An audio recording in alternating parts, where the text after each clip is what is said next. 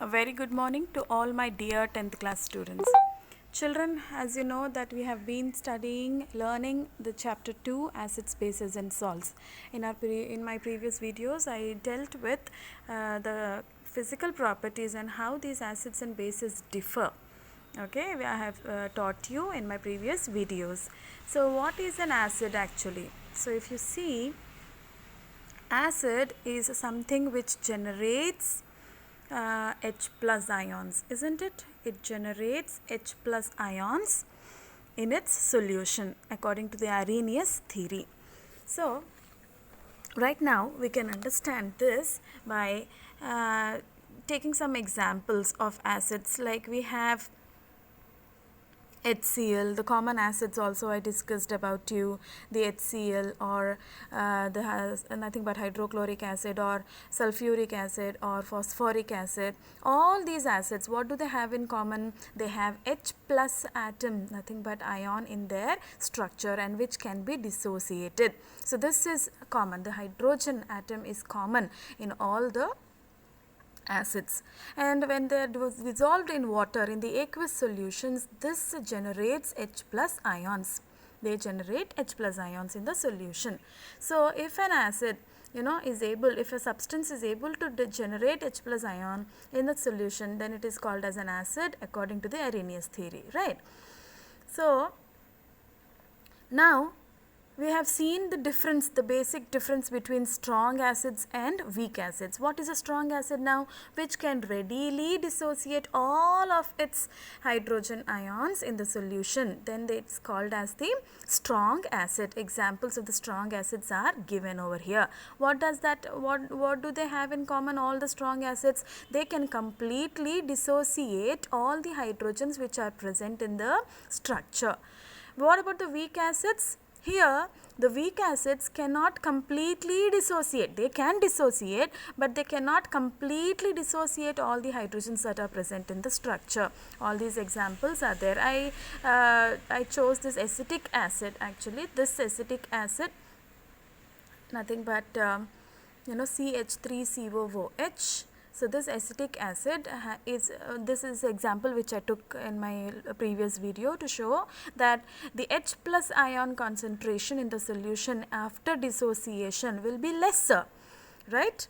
So if you talk about HCl, which is one of the strong acids, the H plus concentration, once it is dissolved, all the HCl will change into H plus and Cl minus. So at the end you won't find any HCl, but instead you will find H plus and Cl minus, and because of which it is called as the strong acid. Ultimately, a strong acid, you can find in a strong acid, you can find the concentration of H plus as to be more, okay?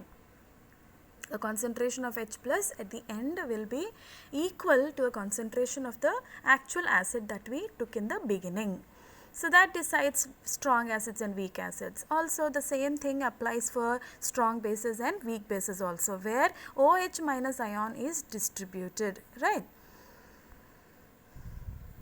Yes. Now if you talk about, can you see this?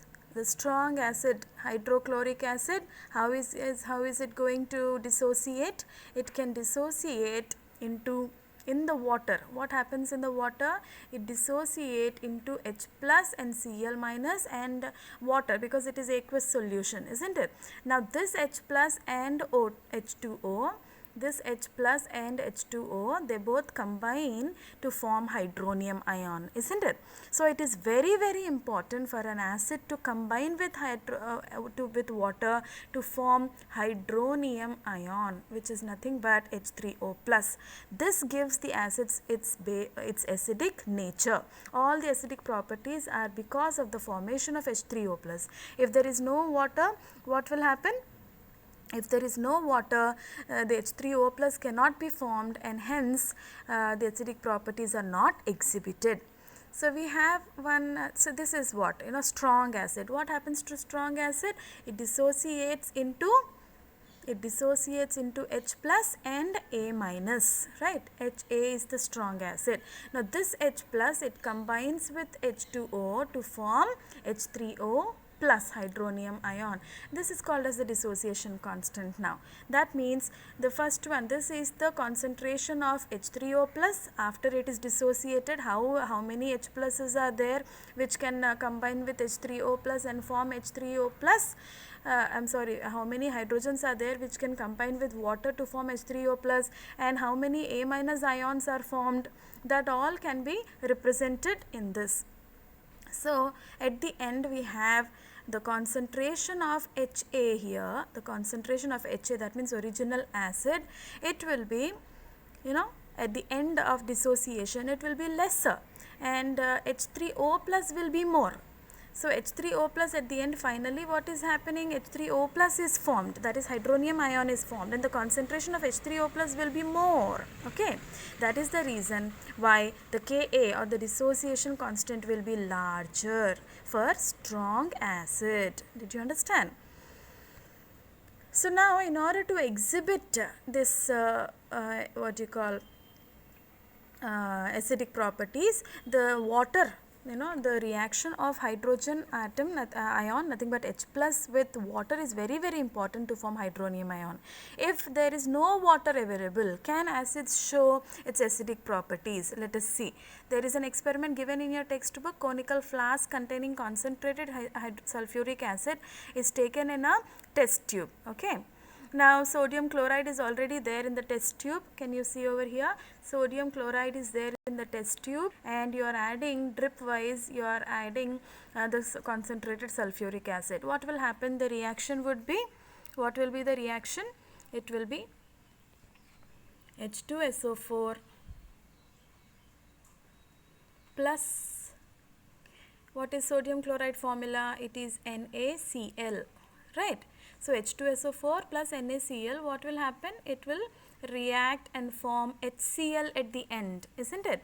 It will form HCl. What is the final product that we get? It is HCl. Now, this HCl, hydrogen chloride, you can see that here it is, you can see here, the moist blue litmus paper is taken. Okay, blue litmus paper which is moist, that means it contains water. So, when this hydrogen chloride gas which is evolved after the reaction of H2SO4 and sodium chloride, HCl gas is formed along with the formation of sodium sulfate. Now, this hydrogen chloride gas, it passes through the delivery tube, and when it comes in contact with the moist litmus there, in the litmus we have water. So, these H plus ions, once they come in contact with HCl, once they come in contact with water, they dissociate into H plus and Cl minus, and this H plus, it reacts with the moist litmus paper, and then they form H3O plus, that is nothing but hydronium ion, and they change the color of blue litmus paper into red. Can you see the blue litmus turning red here? Can you see here?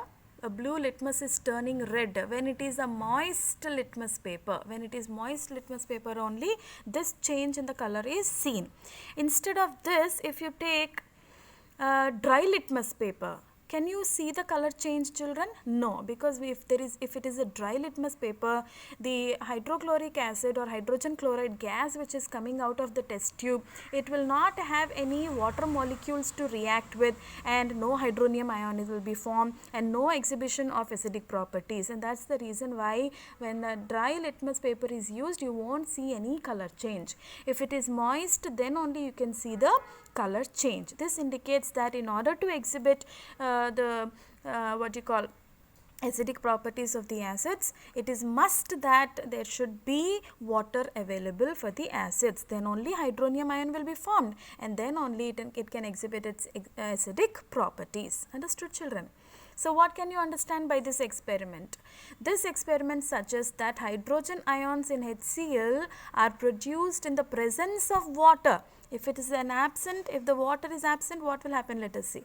The separation of H plus ion from HCl molecules cannot occur in the absence of water, and so the separation of H plus cannot happen, and so the formation of H3O plus is also not possible. That is the reason why in the absence of water the acids cannot show their acidic properties.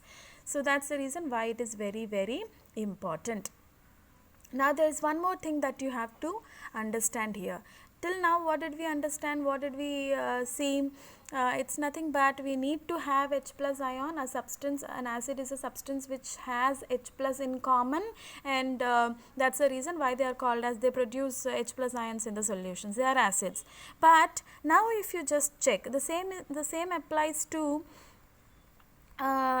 bases also. Here a base is also, they are also they dissociate OH minus ions, which are nothing but it's a good electrolyte. Both acids and bases, they have dissociable ions. When they dissolve in water they form ions, and we know that ions conduct electricity, isn't it? They are electrolytes. We have learned it in the lower classes that acids, bases, solutions of acids and bases are solutions of acids and bases are good electrolytes. So when you put up a experiment setup like this, when you put up an experiment setup like this, where a bulb is there, you know, it is connected to a battery, and then when you just switch it on, what will happen? The circuit is complete, and then you can see that the bulb glows, isn't it? Because it is a good electrolyte, right? Now the same is true with HCl also. Can you see this HCl? Here HCl is taken in a beaker, and the same setup, we have a 6 volt battery over here. When you switch it on, when you complete the circuit, the bulb starts glowing. This is also because in water, the dilute HCl means what? It is mixed in water. So in water, HCl produces ions which make the electricity to, make the electricity to pass through it, isn't it? They carry the electricity from one electrode to the other, isn't it?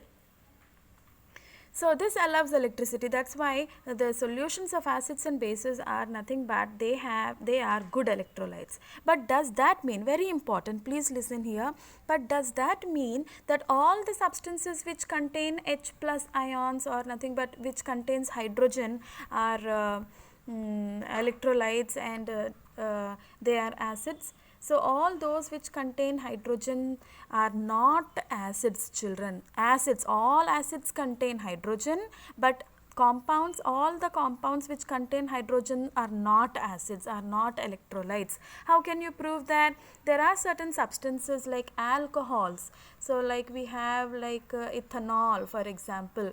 So what is the formula of ethanol? C2H5OH. So here we have 5 hydrogens. But still, here also, this is a hydroxyl group. So now here we have 5 hydrogens, but still, can you expect them to behave as acids? Can they dissociate this hydrogen group? No. So certain compounds, like we have